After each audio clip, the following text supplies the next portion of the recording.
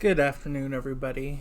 Today I'm going to show you just a little bit of an update with my VR RPG in regards to moving on from the third project of my game development class in college to my fourth project. This will be my final project for the semester, and I've decided to maybe take a step back from developing the gameplay mechanics and maybe work on an environment design, since I don't have a whole lot of design experience. So the plan is to block out a small kind of starter hub town in which you would start out as a small adventurer. If this game were to turn into an RPG, it'd be kind of just like an MMORPG. It would be kind of just a starter hub for all the players, and you could form guilds here and such. But this isn't just going to be this only town in this game. There'll be a few other towns of varying size. This is kind of a small village to town, whereas there'll be like bigger cities or medium-sized towns other places, and each one will have different sorts of features. And what I've gone ahead and done is I basically, for the lack of time that I have, decided to use the medieval fantasy city generator to generate a town. You can get all kinds of different settings by right-clicking. You go to the settlement tab, and it'll show like kind of details of the settlement. You can re-roll names. You can load or clear points of interest. And then you can just change things around with the world here. And if you click on Overworld, it would take you over to a map, which I can show later on, where this town is in the map. But whenever you generate a city, it will like give it a name that's randomly generated, as well as different districts with their own names as well.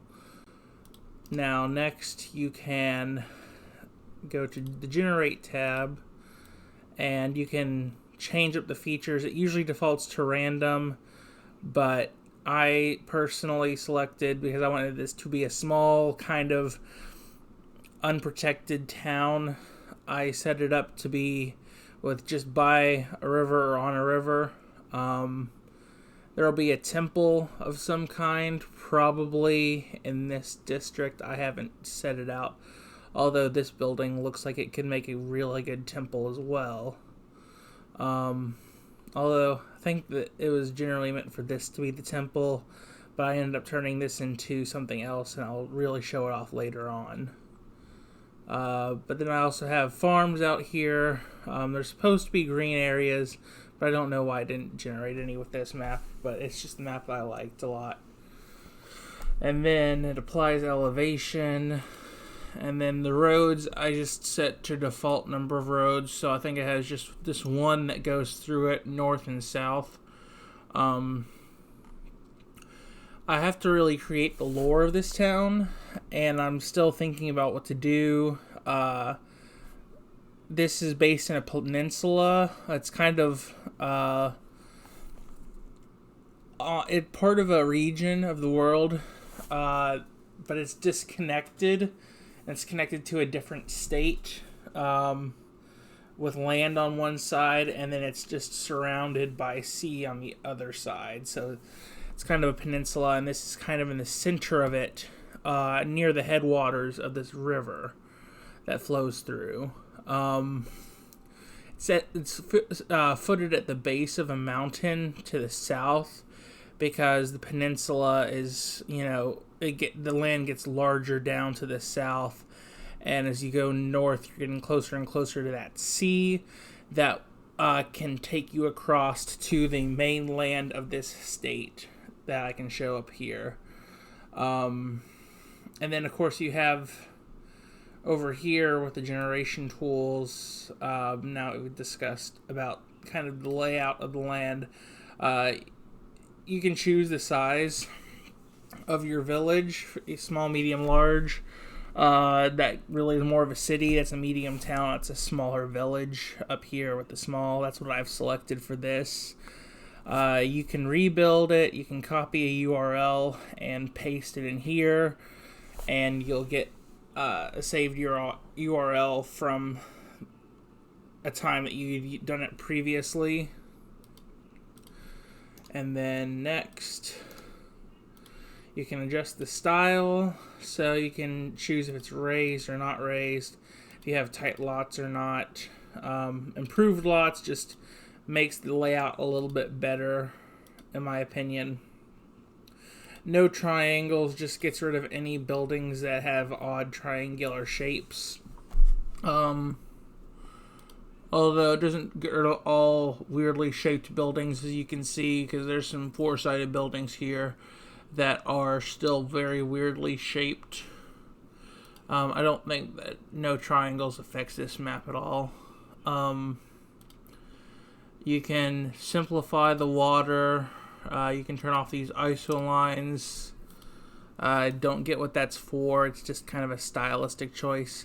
The simplified gives it more of a harder line, whereas the regular is more natural looking, more, I guess, flowing through that land. You can change up the elements of the font size, the district type, how it's labeled. You can have it like curved over this area. You can have it kind of straight over each area. You can have it hidden, or you can have it in the legend like what I have. And if you don't have a legend, the name just kind of goes to the center up here.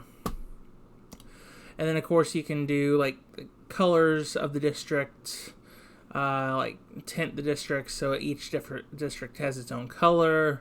Thin lines just basically gets rid of all the thicker lines and makes it a lot,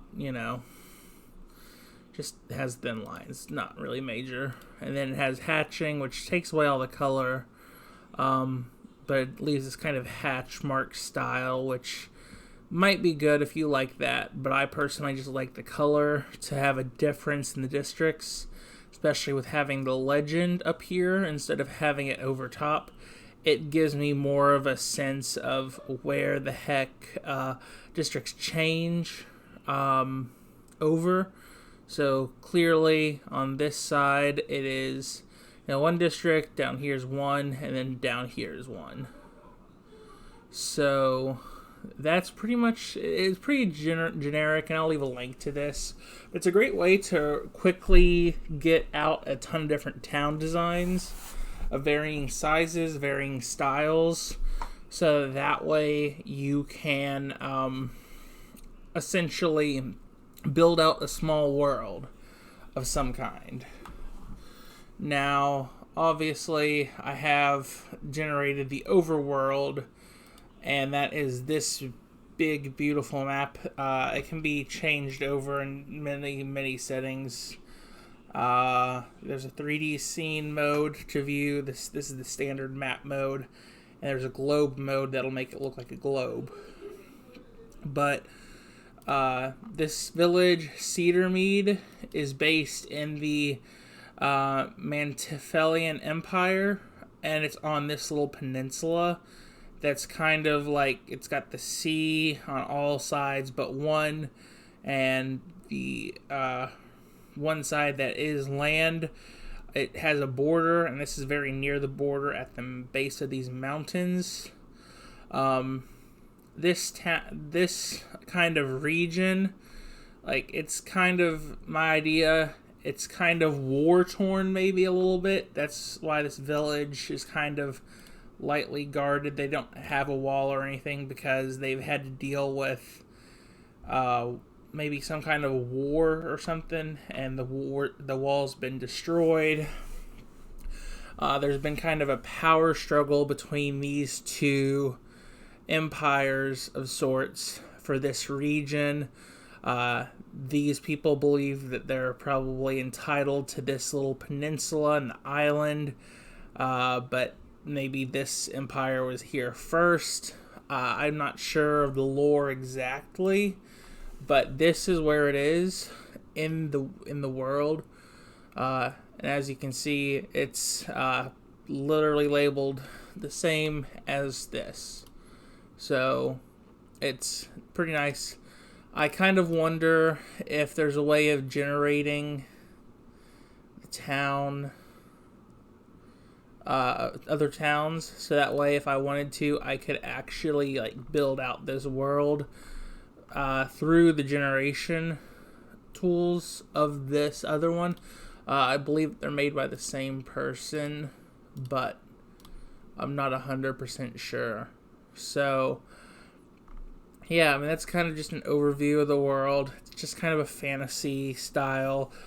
Perfect for an MMO of some kind. I don't know if I'd ever really use all of the world, or if maybe I'd start out with maybe this region, and then as I want to expand the game further with expansions, I could add in new parts of the world with new stories to tell, new kinds of people, places, all that kind of stuff.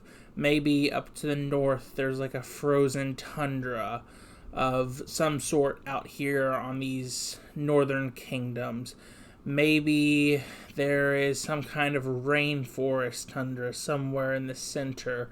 Just all kinds of different things that I'm not 100% sure of at this point in time. This is like a future thing to think about.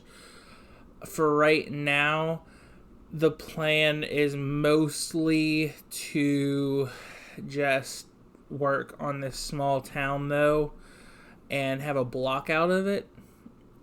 And I do have a list of structures that I want to have, because each town is going to have its own sort of specialty. There will be a couple of like regularly occurring places in each town, such as like a tavern, a blacksmith, maybe a general store. But some places may have a specific type of crop they sell. Maybe this place has lush fields for I don't know, let's say bananas. Let's just say this is like a tropical region, and this is a lush field with bananas. I doubt that's the case. This is more of a fantasy or medieval European type of feel that I'm going for. So it's probably not going to be super tropical like that. But just as an example, this is the only place that you can get bananas. They have the special farm and harvesting for this. So you can't find it anywhere else. It's their major export, and it's not as well known within the entire world. It's mostly just known to this local kind of area and into this kingdom. I have a feeling these guys might know about it, and that's part of the reason why they want this land, is because they want to control the banana supply. Let's just say that. They want to have full control of that, instead of letting their neighbors across the sea have that. So that's why they've been going to war, per se. I don't know. This is just an idea. But anyways, so each kind of area has different structures, different purposes, and I decided to pull from that list of structures, and just for Fantasy Worlds, that I found on Reddit. I found this, and I'll link it below, but it's mainly meant more for like D&D, developing a D&D town, and that's kind of how I've gone about developing these towns, or this town. A lot of the resources I've used have been meant more for D&D, but they feature different parts of towns and buildings and such that most people most towns would have. Like you have a jail, you have the inn or the tavern, you have maybe a town hall of sorts, like in my town, where governing is made. Maybe your town has a mayor, and there's a mayor's manor as well that the mayor specifically lives at. That could be important in the story. This is just kind of developed for that reason, but you can adapt it into a game, town sort of planning, because there are so many different kinds of buildings here that would show up in different types of places. Like this, a winery. You would only find a winery where they can grow grapes, which there's many places in the world that can grow grapes. It's not specific, but you'll get specific types of wines at different wineries. So there's a variety, and there's not every town will have that. Usually with a winery, you'll have a vineyard because grapes, obviously, you have to grow grapes. Vineyards are where you grow grapes. It's just all kinds of different things that you can pull from to build your town. You don't have to use every single thing in here. You don't even have to use a fraction of this. Like, there's just so many things in here. You don't necessarily have to, repeat the same thing over and over again. Because I have a feeling to have a better open world, you have to have a variety. It's just like the different places will have different types of nature, wildlife, maybe different monsters as well if you're going to fight monsters, different groups of evil that you have to face, different problems with each area. So I'm just kind of thinking about it in that terms. So I'm going to share all these resources that I've used inside of the description of my my video. But for my town specifically, the buildings that I've created, we have a jailhouse. We have a tavern in stables type of place where it'll be kind of a mixed use. The tavern owners decided it's the only tavern in town. They decided they wanted to build a big inn for adventurers who are stopping through to rest if they need to or whatever. There's a bridge. The bridge could be a center focus of a mission. Maybe something happens that the bridge gets damaged in some kind of siege or whatever, and you have to rebuild it because these two sides are disconnected now, and you have to take a boat across, and maybe the river is hard to cross sometimes. I don't know. There's just many points of interest that you could have. There's the general store. That's just where you kind of get general supplies. You've got the blacksmith. Obviously, blacksmiths are great for weapons. Maybe it'll be combined with a tannery that's shared with one of the farms where they have cows that they get this leather hide from to make armor. Or maybe they make metal armor instead, and it's not a tannery, it's just a straight out blacksmith that makes both weapons and armor. Then you have over here the town hall. That's mainly the big place of government around here. That's where there will be guards. A guard will be stationed there just for this side of the town. There will be another guard for this side of town. Or a couple of guards for each side, You've got the mayor's manor right across the way because obviously the mayor wants to be really close to his town hall. He doesn't have to make a commute from or walk or whatever from, say, this side of the town to over here. He just wants to have his, house right next to it. And the mayor only lives there whenever he's in power, and he has to move back to his original home within the community, per se. I don't know. It's just, a variety of things. Maybe there ends up being a quest of some kind that involves, having to go to the mayor's place. You don't know. That's something that I am planning in the future, is what kind of quests I can make. So having these different points of interest are pretty key to making sure this place feels alive. But finally, up here we have one of the farms. I didn't mark both of the farms as a place of interest. I didn't feel it necessary to mark two farms as a place of interest. Maybe they're rival farms that are competing for having the same type of crop. Maybe it's different farms that farm different things. I don't know. But there are several farms in the outlying areas of the village. And of course, all the places that aren't marked are just places that I haven't thought about yet as part of this village. It's a starter village. Or it's just NPC houses. Stuff like that. Because this environment has to feel alive. It can't just be a static place where you've got just a couple of NPCs that you interact with. There should be other people there. There should be people that you might just randomly go up to and talk to about a local incident that's happened that you're trying to investigate for a quest. Maybe you're just trying to befriend the community. Maybe there's a possibility of a dating mechanic that you can romance these NPCs that wander about the town.